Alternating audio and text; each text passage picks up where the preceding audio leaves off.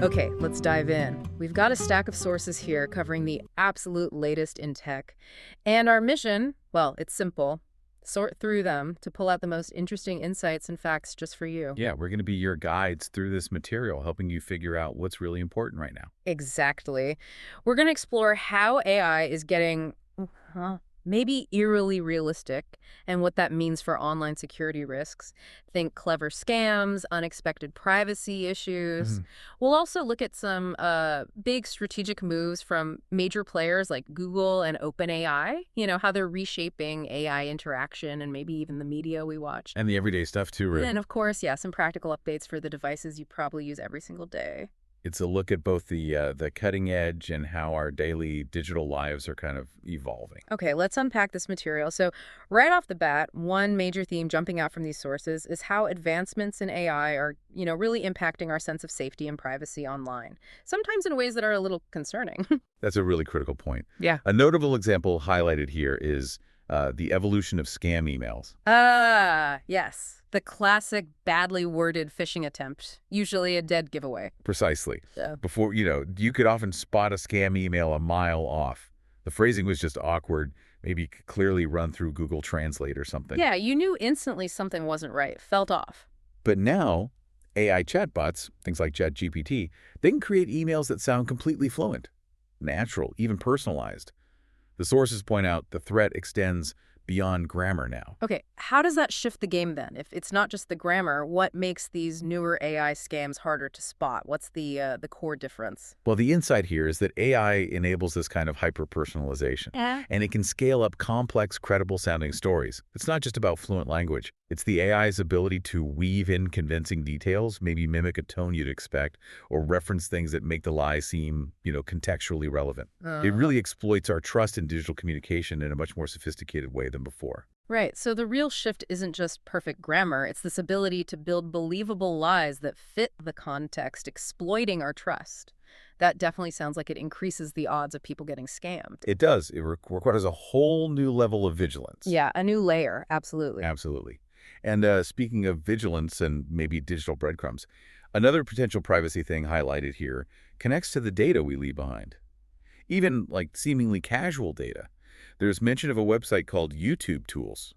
This one sounded a bit unsettling when I read about it. It claims it can build a profile of someone based just on their public YouTube comments. Is that right? That's what the sources report, yeah. Based only on comments, it apparently guesses things like where someone might live, their political leanings, languages spoken. Just from comments. Wow, that really makes you pause, doesn't it? It feels inherently invasive. It does. And the sources note with what feels like a pretty clear warning flag that this tool could only be used for positive purposes, which, Right, the classic only for good line. Exactly. It really highlights how even these casual digital breadcrumbs, like comments, when you pull them together and analyze them with AI, well, they can reveal surprising personal details, things you might not think are public. Yeah. It really pushes the boundaries of what public data means for privacy. It raises that big question about, what happens when easily accessible public data meets powerful analytical tools. Right. So, okay, AI is making scams more convincing through personalization and smart narratives. And at the same time, you've got tools potentially popping up that could scrape surprising details from, say, public comments. What stands out to you most about these developments, thinking about how we navigate the digital world today?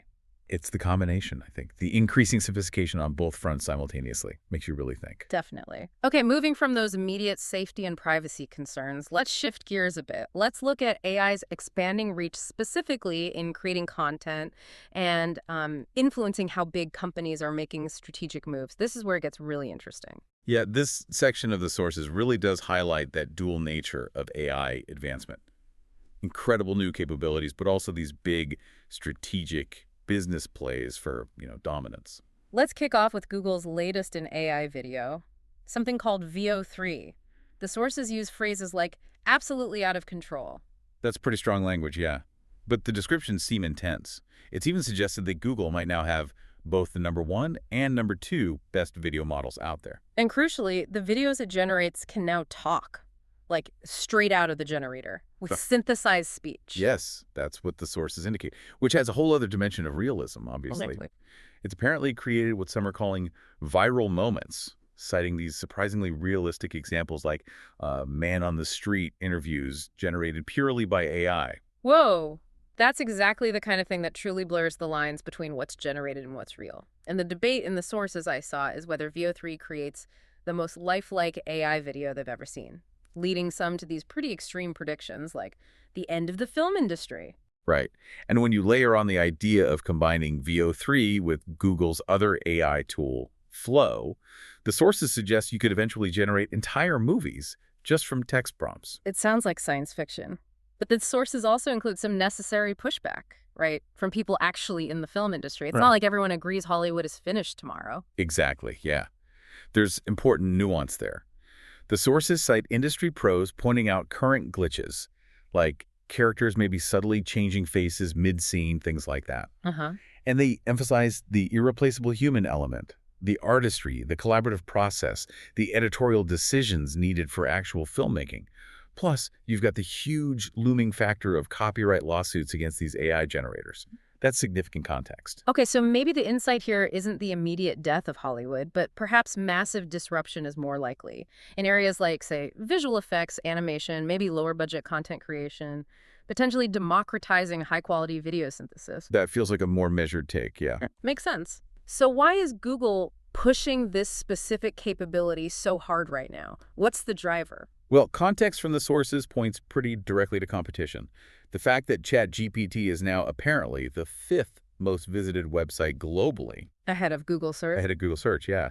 That puts real pressure on Google to have its own viral AI moments to show off these cutting-edge, attention-grabbing abilities that go beyond just text. Okay, that competitive pressure totally tracks. Now, shifting focus just slightly, OpenAI is also making some interesting strategic moves, moving beyond just their chat interface. Yes, they seem to be testing a sign-in with ChatGPT feature. Oh, like the sign in with Google or sign in with Apple buttons you see everywhere online. Pretty much exactly like that. The clear aim seems to be broad integration into third-party apps and websites. Okay, given ChatGPT has, what, something like 600 million monthly active users, that feels like a potentially massive play to compete directly with those established identity services from the other tech giants. It absolutely does. So what does that potential integration mean for OpenAI's position in the market? Well, the potential impact is substantial, really. This kind of move could position OpenAI much more deeply within the fundamental online user experience. It sort of shifts them from being just a powerful chat tool to potentially becoming a foundational layer for how users access all sorts of online services, competing at a really basic level of online identity. Interesting. And sticking with OpenAI, there was also a hint about possible pricing changes for their team accounts based on a survey they sent out. That's right. OpenAI sent out a survey exploring potential tiered pricing structures, specifically for their team customers. What kind of tiers were they looking at? Anything specific mentioned? Options apparently range from potentially free or very low-cost tiers, maybe around $5 to $12 a month per user. Which is much lower than current rates, right? Yeah, compared to the current $25, $30 per user per month. Okay, cheaper sounds good, but what's the catch? There's usually a catch. The catch mentioned in the sources is that these cheaper tiers might offer significantly less usage, maybe 25% to 50% less capacity, depending on the specific tier. Ah, gotcha. So it's like different smartphone data plans you pay based on how much you actually plan to use the service's power. Exactly. And the sources suggest OpenAI is pretty serious about exploring this, apparently asking companies how many of their existing higher-tier seats they might consider downgrading to a cheaper option. What are the potential implications of that move beyond just offering more flexibility on cost? Well, besides giving businesses more ways to match their AI spending to actual usage, the sources suggest this could be a strategic way to broaden their user base quite significantly. Attracting smaller teams or maybe users who only need it occasionally and find the current price too high. Right. It might also be a response to competition or just a way to segment the market more effectively. It suggests OpenAI is thinking really deeply about its business model and overall reach. Okay, so summing up this part. On one hand, we're seeing AI creation tools like VO3 becoming incredibly powerful, almost unnervingly realistic, sparking these big debates about the future of media, maybe even reality itself, though the nuances suggest disruption rather than instant collapse. And on the other hand, you've got companies like OpenAI making these strategic moves like sign in with ChatGPT and potential tiered pricing to embed themselves more fundamentally in our online lives and change how we access AI services. quite a dynamic picture. Absolutely. Lots of movement. All right, let's shift now from the big picture AI stuff and the corporate strategy plays to some practical updates. Things you might actually see and use on your devices pretty soon if you aren't already. Yeah, these sources highlight some updates that really affect daily use for a lot of people across different platforms. First up, a messaging app update that's been a long time coming for one particular device. You are not kidding. After, what was it, 16 years, WhatsApp has finally launched an official iPad app. 16 years? It's truly incredible it took that long for such a massively popular app. Why the huge delay? Any insight on that? And what does this practically mean for users now? Well, messaging architecture across different platforms, especially when you factor in end-to-end encryption, reliable multi-device syncing, keeping the user experience smooth and secure. It's actually surprisingly tricky to get right. Okay. But for users who rely heavily on WhatsApp and use their iPad a lot, this finally provides a dedicated, optimized experience. It's designed for the larger screen, apparently has a 2-column layout, and supports iPad multitasking features like split view and picture-in-picture. So a much better experience than just using the web version or phone mirroring. Exactly. It should significantly improve the workflow for those cross-device users. Okay. Sticking with Apple for a moment, the sources suggest maybe a bigger focus on gaming from them lately. Yeah, there's a report suggesting Apple might be making its first ever acquisition of a gaming studio, a company called RAC7. They're known for that popular Apple Arcade game, Sneaky Sasquatch. Their first acquisitions specifically in the gaming studio space. That feels like a pretty significant signal, doesn't it? It really does. Hmm. And coupled with that, there's another report that Apple is developing a dedicated gaming app for iOS 19. It's expected to replace the existing, and some would say somewhat limited, Game Center. Right. So what might these two moves together signal about Apple's overall strategy here? Well, it could certainly signal a deeper, maybe more serious commitment to gaming that goes beyond just their Apple Arcade subscription service. Acquiring a successful studio and building out a dedicated, potentially more robust gaming app. It suggests they might be looking to compete more directly, more broadly, within that massive mobile gaming ecosystem, perhaps trying to carve out a larger space for themselves beyond just arcade subscribers. Interesting to watch that space. And one more user-focused Apple update mentioned, this one about fixing your devices yourself. Right. Apple is expanding its self-service repair program. It's going to include multiple iPad models now. And this is the program where you can actually order official manuals and genuine parts directly from Apple to do repairs yourself. Exactly that. It allows users who are, comfortable with DIY repairs to get their hands on genuine Apple repair manuals, tools, and parts to fix common things like screens or batteries on their own devices. How many products does this program support now in total, do the sources say? According to the sources, yeah, it now supports a total of 65 different Apple products. 65! That's quite a range. And how does this fit into that broader conversation we often hear about device ownership and repair options, the right to repair stuff? Oh, it's directly related to that growing right to repair movement. It definitely fits into that increasing demand from users to have more control, more agency when it comes to maintaining and fixing the devices they own. Rather than being locked into only official, often expensive repair channels. Precisely.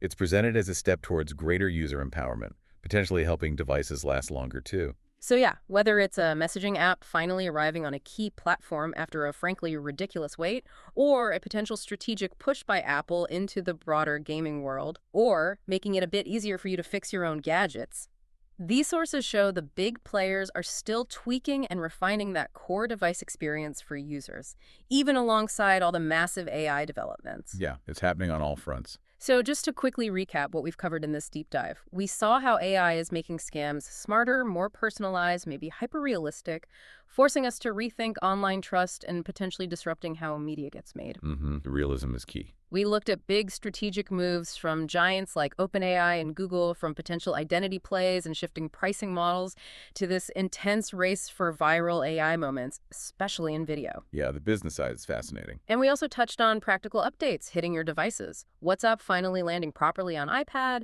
Apple making moves in gaming, and expanding those self-repair options that could impact your daily digital life. It's clear the pace of change, particularly driven by AI, is just accelerating across so many areas of tech. It's impacting safety, creativity, access, pretty much everything. And that really brings us to a final thought, drawing from all this material for you, the listener, to consider. Given this increasing sophistication of AI in creating content that's genuinely hard to distinguish from reality, and the tools potentially available to gather personal information from even casual public data, like comments, alongside the constant evolution of the platforms and devices we rely on every single day. How do you plan to navigate this really complex and rapidly changing digital landscape? What specific steps might you actually take to stay informed and, protect yourself in this evolving environment? That is a crucial question for everyone trying to make sense of the digital world right now. Definitely something to think about. Thanks for joining us on this deep dive.